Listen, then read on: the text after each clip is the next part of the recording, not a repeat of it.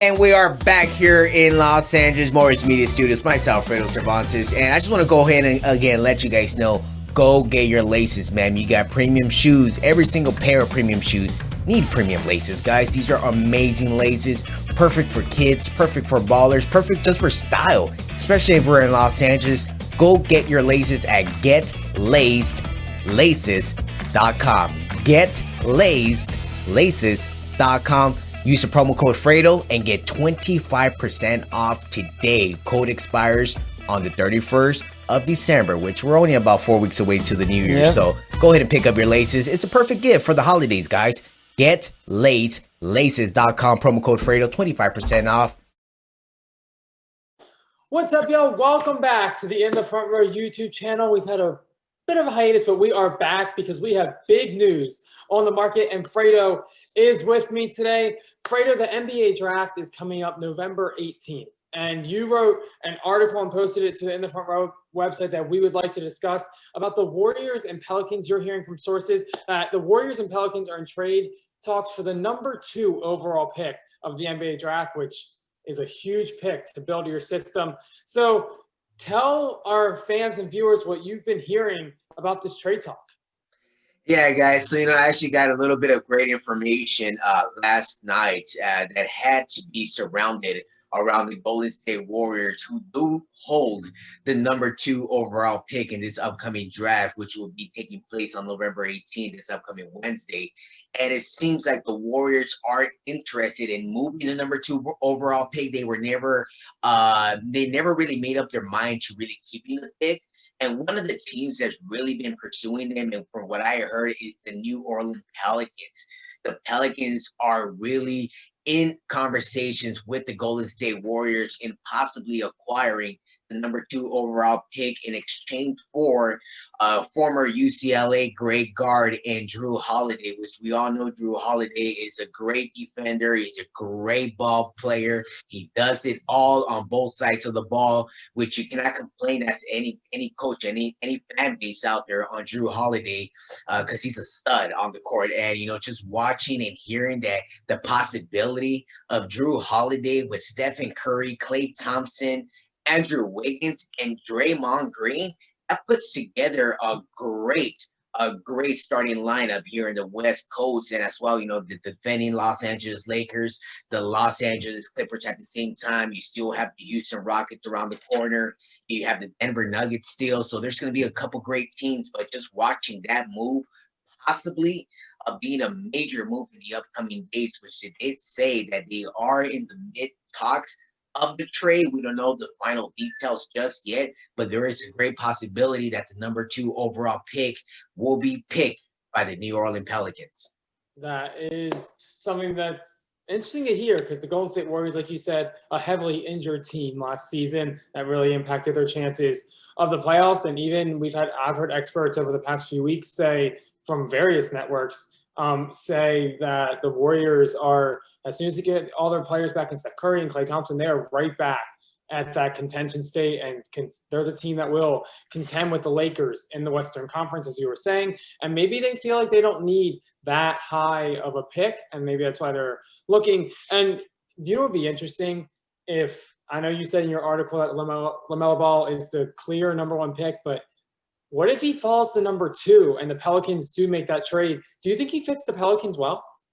Oh, of course. I mean, you got to go ahead and look at. I mean, you're getting a guy in LaMelo Ball, someone who can play the 1 and the 2 guard, who move without the ball. He can score with the ball in his hands. He does a lot of different things on the court, and believe it or not, he's actually a better defender than his older brother Lonzo Ball. As we all look at the length that Lonzo Ball brings to courts, but you compare Lonzo Ball and LaMelo Ball on the 1 and 2 guards. Then you have Brandon Ingram. Then you have Zion Williamson as your first 4 starting players.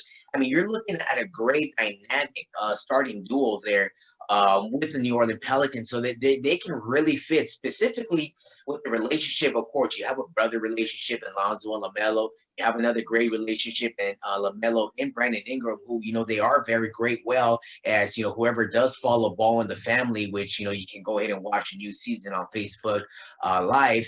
You can go ahead and check out the great relationship they had when Lonzo was with the Lakers, and still now as teammates with the New Orleans Pelicans. So I mean, that looks like a great team. It looks like it just can work.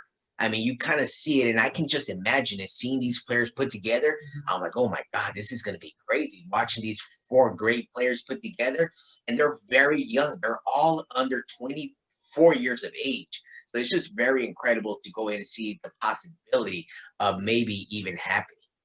Yep, we'll see. Obviously, that's if LaMelo Ball does fall to number 2 and doesn't go off the Yeah. board first. So real quick, so just to kind of put some more information on there as well, is like you did say, what if he doesn't land number 2, or what if he does land number 2?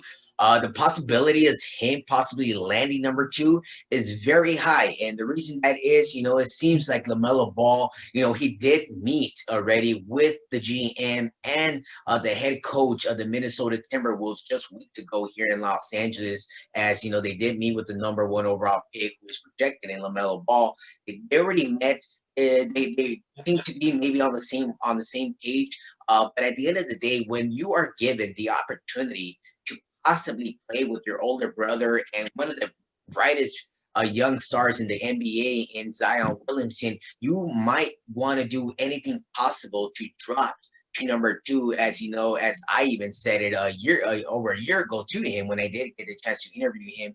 I told him, you're going to be the number 1 overall pick. There's no doubt about that. In 2020, you will be the number 1 overall pick, which we believe he still might be.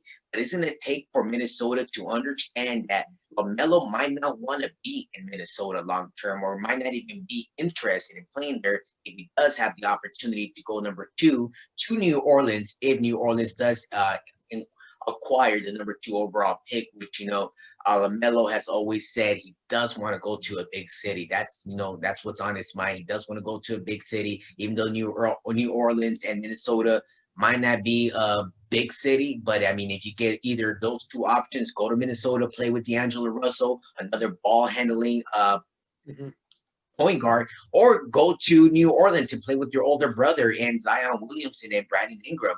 I mean, I'm pretty sure that's a pretty clear answer of what you might think LaMelo might want to do. So it seems like he might prefer to go to New Orleans if New Orleans does acquire number 2 overall pick.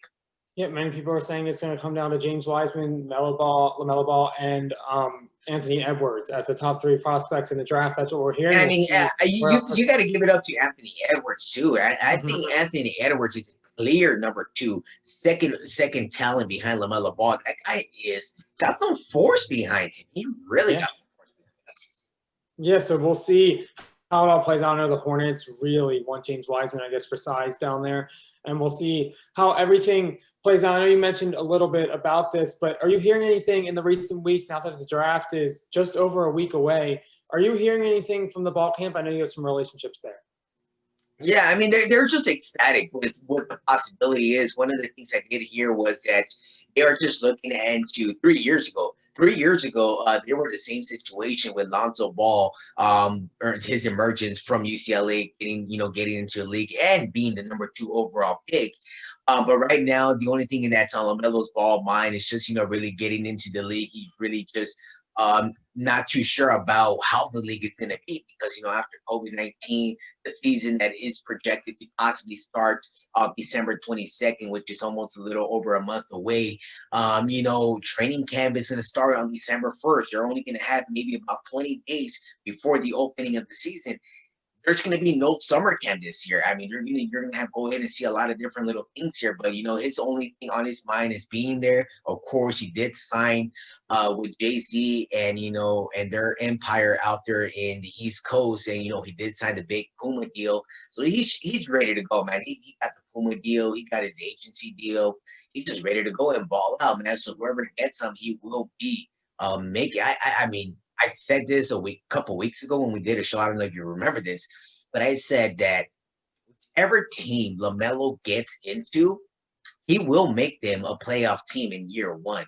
I mean, he has that type of talent, and especially if he lands in New Orleans, I won't be surprised if I see them in the Western Conference Finals. I mean, just Zion himself, he wasn't fully healthy this year. So this year he's finally going to get some time under his belt to really put on the full year, and he might have something to say in the Western Conference. Even though the Warriors might come up, the Clippers, Rockets, the Lakers, Nuggets, and maybe Portland. I don't know what's going to happen to Portland. I know you were a big fan of Portland a couple weeks ago, so I don't know how Portland's doing right now. But there is going to be a tough Western Conference to come up.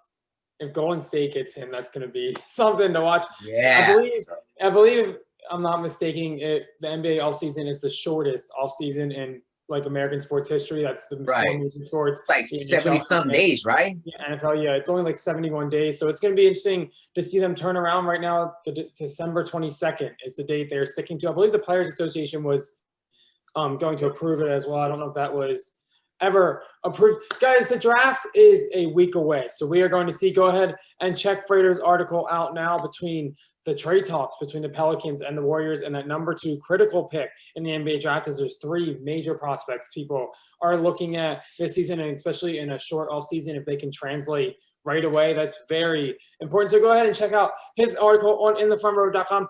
I know this is an NBA show. I do want to give a quick shout out before we wrap it up here to my home state of Maryland football. I went on a podcast, one of my friends' podcasts, the Final Whistle, a few weeks ago, and I said it was going to look ugly against Minnesota, and I was completely wrong. Maryland beat Minnesota, and they beat Penn State this weekend. So I want to just quick little shout out. That's Chua, how do you pronounce it? Tagovailoa, his little brother, right? Yeah. And making noise. Yeah, I saw his last 2 highlights games, and I was just like, holy moly! I was like, hearing the backstory. Did you know the backstory on him? In what regards? How he came about from transferring from Alabama to there. Oh yeah. Yeah, so it was crazy just to see that he was actually able to follow the assistant coach from Alabama after he got the head coaching job in Maryland, and the relationship his parents had with the coach. And it was just crazy because he was actually a guest on the Keyshawn and Jay Will Zubin show on ESPN this past week, and I got a chance to see him there.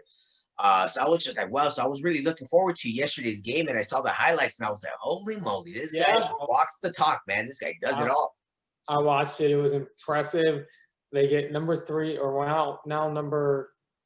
I'm not sure where Ohio State's ranked. Are they still at number 3? They're still at number 3, I believe. I thought they were 4. There were 3. Or maybe. I thought Clemson was 4. Maybe I'm wrong. But top 5 ranked Ohio State.